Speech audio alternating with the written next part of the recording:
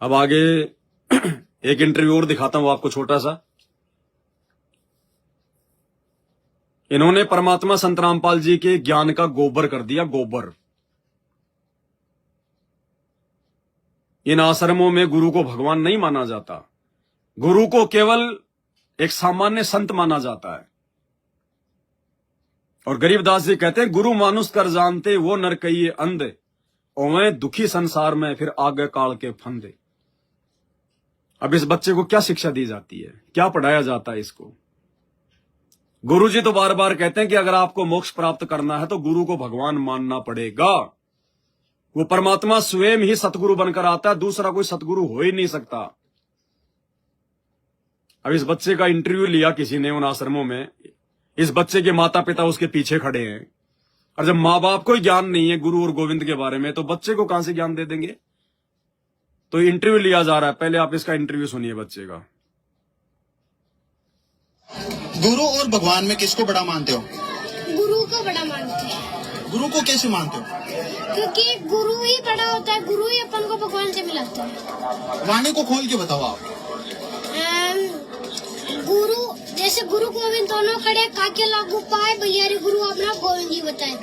गुरु और भगवान एक साथ हमको एक साथ मिल जाए तो सबसे पहले गुरु के पैर छूने चाहिए, फिर भगवान के पैर छूने चाहिए। ठीक है, सच्चाई। बताइए, टोटल ज्ञान विरुद्ध इंटरव्यू, टोटल ज्ञान विरुद्ध। वाणी को खोल के बताइए। तो कह रही थी अपने को गुरु और भगवान दोनों एक साथ खड़े मिल जाएं तो पहले तो गुरु जी को दंडवत करना है, उसके बाद में भगवान को दंडवत करना है। ये कब कहा? कब कहा संत रामपाल जी ने? कौन से सत्संग में कहा कि अपने गुरु जी को दंडवत करने के बाद में भगवान को दंडवत करना चाहिए? ये मरवाएंगे तुम्हारे को त्रिकुटी पर इस प्रकार के ये इंटरव्यू। ये तुम्हारे को काल की गोद में बैठाने के लिए काल का षड्यंत्र है ये। तुम समझ नहीं रहे इन चीजों को। अब इस बच्चे का ये इंटरव्यू सुन के भगत तो प्रभावित हो जाएंगे। छोटे से बच्चे को इतना ज्ञान, छोटा सा बच्चा परमात्मा की वाणियां खोल रहा है और वाणियों का सत्यानाश कर दिया इसने।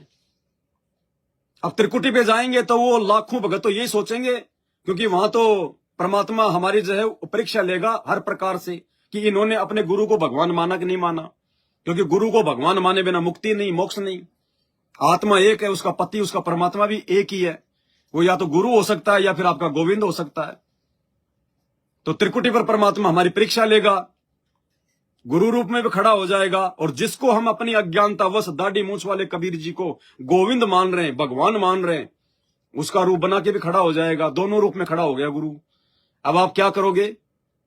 आपने तो बच्चे का इंटरव्यू सुन रखा है, आपके तो दिमाग में चीज फीड हो रखी है कि पहले गुरु जी को फिर कबीर जी को, पहले गुरु को फिर गोविंद को। और उसी समय काल उठा के चोटी ले जाएगा। आजा बेटा, आजा आजा आजा। ढोंग करता था, पाखंड करता था कि गुरु बड़े हैं गोविंद से, मन में देख विचार।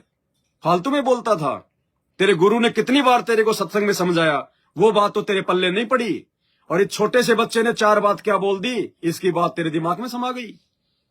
कब कहा था तेरे गुरुजी ने कि गुरु और गोविंद दोनों खड़े हों तो पहले अपने गुरुजी को दंडवत करो, और गुरुजी को दंडवत करने के बाद में गोविंद को दंडवत करो। गुरु को तो करना है दंडवत, लेकिन गुरु को दंडवत करने के बाद में गोविंद को दंडवत करना है, भगवान को भी दंडवत करना है। यह कब कहा था भाई? जबकि तेरे गुरु ने तो यह कहा था कि अगर गुरु गोविंद दोनों खड़े हों, और उस समय यदि आपने अपने गुरुजी के अलावा अगर उस गोविंद को दंडवत भी कर दिया, अगर आपने उसकी तरफ देख भी लिया, झांक भी लिया, तो भी परमात्मा रिजेक्ट कर देगा, फेल कर देगा। और ये बच्चा कह रहा है कि गुरुजी के बाद में तो तुरंत गोविंद को दंडवत करो फिर। तो ये तो काल की शिक्षा दे रहा है। ये संत रामपाल जी की शिक्षा कहां दे रहा है? ये तो काल के प्रवचन सुना रहा है। काल यही तो चाहता कि ये गलती ये करें त्रिकुटी पर, और मैं इनकी चोटी पकड़ के ले जाऊं कि आजा बहुत बड़ा भगत बन रहा था। क्या कहा सतगुरु रामपाल जी भगवान ने? आपने इस बच्चे का तो इंटरव्यू सुन लिया। यदि फिर भी आपको कोई संशय है तो बच्चे का इंटरव्यू आपको एक बार फिर से सुना देते हैं। 32 सेकंड का ही है। लास्ट में बच्चा क्या कह रहा है कि गुरु और गोविंद दोनों खड़े हों, पहले अपने गुरु जी को दंडवत, ठीक है, उसके बाद में फिर गोविंद को दंडवत करो। यह सरासर गलत है। सुन लीजिए एक बार दोबारा से। गुरु और भगवान में किसको बड़ा मानते हो? गुरु को बड़ा मानते हैं, गुरु को कैसे मानते हो? क्योंकि गुरु ही बड़ा होता है, गुरु ही अपन को भगवान से मिलाता है। वाणी को खोल के बताओ आप। गुरु जैसे गुरु गोविंद दोनों खड़े, काके लागू पाए बलियारे गुरु अपना गोविंद जी बताए। गुरु और भगवान एक साथ हमको एक साथ मिल जाए तो सबसे पहले गुरु के पैर छूने चाहिए, फिर भगवान के पैर छूने चाहिए। ठीक है, सच्चाई। सबसे पहले गुरु के पैर छूने चाहिए, उसके बाद में भगवान के पैर छूने चाहिए। अब यही वाणी आपका गुरु बोल रहा है, संत रामपाल जी बोल रहे हैं, और वो खोल के बता रहे हैं क्या कह रहे हैं। जरा अपने गुरुदेव के मुख कमल से भी सुन लो कि अगर तुमको त्रिकुटी पर गुरु और गोविंद दोनों एक साथ खड़े दिखाई दे जाएं, तो तुमने गोविंद के साथ, भगवान के साथ में कैसा बर्ताव करना है। सुनो भाई। गुरु और गोविंद दोनों खड़े हैं, वहां मान लीजिए परमात्मा दोनों रूप बना के खड़ा हो जा, एक दास का रूप और दूसरा अपना ओरिजिनल रूप। तो कहते हैं वहां भी परीक्षा होगी, किसके लागू पाए। सबसे पहले कहते बलिहारी गुरु अपना, जिन गोविंद जी मिलाए। अपने गुरु जी के चरणों में गिरना, वहां पर परमात्मा की तरफ अगर झांक भी लिया उधर साथ होगी तो वो रिजेक्ट करेंगे आपको। यहाँ भी ऐसा ही होगा। तो वहां गुरु जी के ही चरणों में समर्पित होना है, तो भगवान प्रसन्न। गुरु जी तो गुरु और गोविंद दोनों खड़े हैं, वहां मान लीजिए परमात्मा दोनों रूप बना के खड़ा। तो गुरुदेव तो यहां पे उस बच्चे के बिल्कुल उल्टा बता रहे हैं। वो बच्चा तो कह रहा है कि पहले तो अपने गुरुजी के पैर छूना, फिर भगवान के पैर छूना, और गुरुजी कह रहे हैं कि पहले अपने गुरुजी की पैर छूना, उन्हीं की तरफ। और अगर उस गोविंद की तरफ, उस भगवान की तरफ अगर आपने देख भी लिया, उसकी तरफ अगर झांक भी लिया कि ये भगवान खड़े हैं, कबीर जी खड़े हैं, दंडवत करना तो गया बाढ़ में। उस दाढ़ी मूंछ वाले कबीर जी को, जिसको तुम भगवान मान रहे हो, परमात्मा कह रहे हैं उसको दंडवत करना तो गया बाढ़ में। अगर तुमने उस समय जो तुम्हारे गुरुजी के बराबर में खड़ा हुआ है, वो गोविंद तुम्हारा दाढ़ी मूंछ वाला कबीर, अगर उसकी तरफ तुमने अगर झांक भी लिया, अगर देख भी लिया, उसी समय परमात्मा तुमको रिजेक्ट कर देंगे, फेल कर देंगे। बड़ गधा कुत्ता सुअर, यही ज्ञान दिया था क्या मैंने धरती पर। अब बताइए इन आश्रमों में क्या हो रहा है। ये क्या संत रामपाल जी के ज्ञान के विरुद्ध शिक्षाएं भगत समाज को दी जा रही हैं। अरे जिस समय ये इंटरव्यू लिया जा रहा था, इस बच्चे के माँ बाप खड़े थे, और भी भगत खड़े हैं, इंटरव्यू लेने वाला भी खड़ा है। क्या किसी ने संत रामपाल जी का ज्ञान नहीं सुना, ये सत्संग नहीं सुने संत रामपाल जी के, कि भैया तू क्या उल्टा सीधा बोल रहा है। और उल्टा सीधा बोल भी दिया तो नालायकों क्यों इनको टीवी चैनलों पे डाल रहे हो, क्यों इनको मोबाइलों पे डाल के आगे फैला रहे हो अज्ञान को। तुम्हारा गुरु तो कह रहा है कि उस समय अगर तुमने गोविंद की तरफ, परमात्मा की तरफ अगर देख भी लिया, झांक भी लिया, उसी समय रिजेक्ट कर दिए जाओगे। अगर अपने गुरु के अलावा किसी और को अगर तुमने दंडवत भी कर दिया तो कुप्रचार किया जा रहा है। इन आश्रमों से कुप्रचार हो रहा है, कुप्रचार। ये तुम्हारे को जो हाथ में ज्ञान गंगा पुस्तक लेके बांटते हुए दिखाई दे रहे हैं, ये इंटरव्यू ले रहे हैं, और आजकल तो और ये नई नई ड्रामेबाजी कर रहे हैं इन आश्रमों में।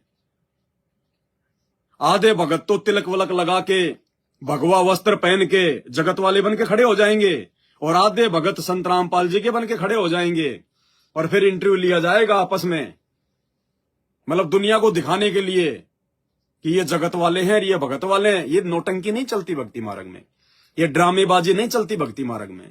ये सीधा सीधा मार्ग है परमात्मा का। किसी को ज्ञान समझ में आता तो अच्छी बात है, नहीं भाड़ में जाओ। ये फिल्में बना बना के समझाने की आवश्यकता नहीं है इस मार्ग में। ये काम अगर ऐसे ही अगर आसान हो जाता, और यही अगर अच्छी विधि है, तो संत रामपाल जी तो 4-4 घंटे की फिल्में बनवा देते। दुनिया भर के आर्टिस्ट हैं किराए पे काम करने के लिए, दुनिया भर के लोगों को संत रामपाल जी किसी को बना देते शेख तकी, किसी को सिकंदर लोधी हैं, संगत को बना देते भीड़, और बनाओ फिल्में, बनाओ बच्चों फिल्में। ये फिल्मों से ज्ञान समझ में आएगा क्या। ये कबीर जी के ऊपर ये धार्मिक फिल्में लाखों बनी हुई हैं, तो सारा भगत समाज तो जो है सतलोक चला गया होगा, अब तक समझ गए होंगे सारे। तो परमात्मा के मार्ग में अज्ञान मत फैलाओ भाई। गुरुदेव ने एक सत्संग में कहा कि परमात्मा का सबसे बड़ा दोषी वो है जो अज्ञान फैलाता है। जो अज्ञान फैलाता है वो भगवान का सबसे बड़ा दोषी है। तो छोटे छोटे बच्चे अज्ञान फैला रहे हैं, माँ बाप पास में खड़े वो कुछ नहीं बोल रहे, इंटरव्यू ले रहा वो कुछ नहीं बोल रहा, और देखने वाले खड़े हैं वो कुछ नहीं बोल रहे। क्यों? क्योंकि संत रामपाल जी के सत्संग सुनते ही नहीं लोग। अपने आप को कहते हैं हम भगत हैं संत रामपाल जी के, सत्संग सुनते नहीं, सुनते हैं तो ध्यान नहीं देते। और ये ध्यान सत्संगों पर साध संगति से जुड़े बिना नहीं जाएगा। ये ज्ञान योग ये बुद्धि आपकी उस समय तक नहीं खुलेगी जब तक आप साध संगति से नहीं जुड़ जाओगे। ये सत्य है। सिर मार मार के रह जाना, 24 घंटे कान से मोबाइल बांध के सत्संग सुनते रहना, जिंदगी में समझ में नहीं आएगा। ये परमात्मा है, कोई हरियाणा का जाट नहीं है जो बोलेगा आसानी से समझ में आ जाएगा। तत्वदर्शी संत है, इनके सत्संग तत्व ज्ञान युक्त हैं, कोड वर्ड में है, संकेतों में है। भले ही हिंदी में बोल रहे हैं, साधारण भाषा में बोल रहे हैं, लेकिन इनके सत्संगों को समझना महाभारत है, महाभारत। इन पंडितों ने सोचा हम तो काशी में संस्कृत पढ़ के गीता और वेदों को पढ़ लेंगे, समझ जाएंगे। 5000 साल हो गई, नालंदा विश्वविद्यालय से पढ़ पढ़ के सत्संग के आचार्य बन गए, संस्कृत सीख ली, चारों वेद घोट लिए, आज तक नहीं समझ पाए गीता क्या कह रही है, वेद क्या कह रहे हैं। तो इसी प्रकार भाई और बहनों, ये संत रामपाल जी भगवान के सत्संग है। ये सामान्य चीजें नहीं है कि तुम ऐसे सुन लोगे तुम्हारी समझ में आ जाएंगी। इनके लिए परमात्मा की रजा चाहिए, उसकी मेहर चाहिए, सतगुरु को नजर निहाल करना पड़ेगा। और ये नजर निहाल करने का तरीका केवल साध संगति में है और कहीं नहीं है। इसलिए साध संगत वाले परमात्मा की विशेष आत्माएं हैं, विशेष अंश हैं। ये साध संगत वाले धोखा नहीं खाएंगे त्रिकुटी पे, क्योंकि साध संगत वाले तो सुनते हैं ये वाला इंटरव्यू, ये वाला इंटरव्यू। साध संगत तो ज्ञान चर्चा करती है रातों रात परमात्मा के इन प्रवचनों पर, जिनमें परमात्मा लास्ट में कह रहे हैं कि अपने गुरु के अलावा यदि आपने उधर परमात्मा की तरफ झांक भी लिया, देख भी लिया, तो परमात्मा रिजेक्ट करेंगे। और ऐसा ही यहां है, यानी धरती पर भी जब तक तुम्हारा शरीर है तब तक भी ऐसा ही है। अगर तुमने उस दाढ़ी मूंछ वाले को भगवान मान के दंडोत कर लिया, फैल। और जितने भी सतलोक आश्रम वाले हैं, सबके घरों में दाढ़ी मूंछ वाले की फोटो रखी है दरबार में, सब उसी को दंडोत करते हैं, सब उसी के आगे जोत जलाते हैं, सब फैल है।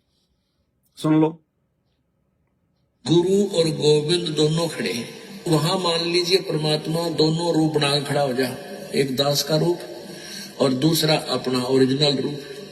तो कहते हैं वहां भी परीक्षा होगी, किसके लागू पाए। सबसे पहले कहते बलिहारी गुरु अपना, जिन गोविंदियों मिलाए। अपने गुरु जी के चरणों में गिरना, वहां पर परमात्मा की तरफ अगर झांक भी लिया उधर साथ होगी तो वो रिजेक्ट करेंगे आपको। यहाँ भी ऐसा ही होगा। तो वहां गुरु जी के ही चरणों में समर्पित होना है, तो भगवान प्रसन्न। बोलो सतगुरुदेव। वहां अगर परमात्मा की तरफ देख भी लिया, झांक भी लिया, दंडवत भी कर दिया, तो रिजेक्ट करेंगे भगवान। और फिर कह रहे हैं यहां भी ऐसा ही है। यहां मतलब धरती पर तुमने अपने घर पर जो आश्रम बना रखा, जो दरबार लगा रखा है, अगर वहां पे दाढ़ी मूंछ वाले कबीर जी की फोटो रखी है, गरीबदास की फोटो रखी है, दादा गुरु की फोटो रखी है, और यदि तुम वहां पे दंडवत कर रहे हो, जोत जला रहे हो, रिजेक्ट और रिजेक्ट सारे के सारे। इन आश्रमों में जा जाके तुम दंडवत करते हो गुरु गोविंद की फोटो पे, भगवान संत रामपाल जी की फोटो नीचे, दाढ़ी मूंछ वाले नकली कबीर की फोटो ऊपर, सब रिजेक्ट, सब रिजेक्ट हो तुम। अभी तो भगत की सरणी में भी नहीं हो तुम। तो संत रामपाल जी के जो सत्सेवक हैं, वो तो अपने गुरुदेव के इन प्रवचनों को सुनकर दृढ़ हो रहे हैं, ज्ञान आधार से मजबूत हो रहे हैं। हम ये गलतियां नहीं करेंगे वहां पे त्रिकुटी पर। और तुम इस प्रकार का जो अज्ञान फैला रहे हो समाज में, इस बच्चे का ये इंटरव्यू, तुम वहां पे ठगे जाओगे, क्योंकि तुमने जो सीखा है वही तो वहां करोगे। यहां तो रिहर्सल हो रही है हमारी, जैसा सीखेंगे वैसा ही तो करेंगे वहां पे। तो तुम क्या करोगे इस बच्चे के इंटरव्यू अनुसार? तुम्हें गुरु गोविंद दोनों दिखाई देंगे, परमात्मा खेल खेलेगा। तुम पहले तो गुरु जी को दंडवत कर लोगे, क्या पता करोगे कि नहीं करोगे, तुम्हारा भरोसा भी नहीं है। गुरु तो खाली तुमने फॉर्मेलिटी के लिए बना रखा है, तुम तो खाली जुबान से भोगते हो हमारे गुरु जी परमात्मा, हमारे गुरु जी परमात्मा। अरे अगर तुम्हारे गुरु जी परमात्मा है, तुम मानते हो, तो फिर ये क्यों कह रहे हो कि फिर गुरु के बाद में फिर भगवान को दंडवत करना चाहिए, फिर उस परमात्मा को दंडवत करेंगे? तो तुमने तो अपने गुरु के अलावा किसी और को परमात्मा समझ रखा है। तुम तो यहीं फैलो, त्रिकुटी पे तो पास हो कहां पाओगे। तो ये आश्रमों से जुड़ी हुई आत्माएं जिनके ऊपर गुरु जी का आशीर्वाद नहीं है, ये इस प्रकार के इंटरव्यू देख देख के और अंत में अपना सत्यानाश करवाएंगे। गुरु और भगवान में किसको बड़ा मानते हो? गुरु को बड़ा मानते हैं, गुरु को कैसे मानते हो? क्योंकि गुरु ही बड़ा होता है, गुरु ही अपन को भगवान से मिलाता है। वाणी को खोल के बताओ आप। गुरु जैसे गुरु गोविंद दोनों खड़े काके लागू पाए बलियारी गुरु अपना गोविंद जी बताए। गुरु और भगवान एक साथ हमको एक साथ मिल जाए तो सबसे पहले गुरु के पैर छूने चाहिए, फिर भगवान के पैर छूने चाहिए। ठीक है, सच्चाई। बताओ, यदि आपका पति और आपका ससुर दोनों एक साथ मिल जाएं तो पहले तो पति के साथ में सो लो, उसके बाद में अपने ससुर के साथ में भी सो लो। तो ऐसी आत्मा कभी पतिव्रता हो सकती है? हो सकती है क्या? पतिव्रता को तो ये कहा जाएगा कि अपने पति के अलावा अगर तुमने किसी गैर पुरुष का सौपन में भी ध्यान धर लिया, रिजेक्ट हो जाएगी है? और कोई ये कहे कि पहले अपने पति के साथ में सो लो, फिर अपने ससुर के साथ में सो लो, ये हालत है। भयंकर दुर्गति होगी, भयंकर दुर्गति।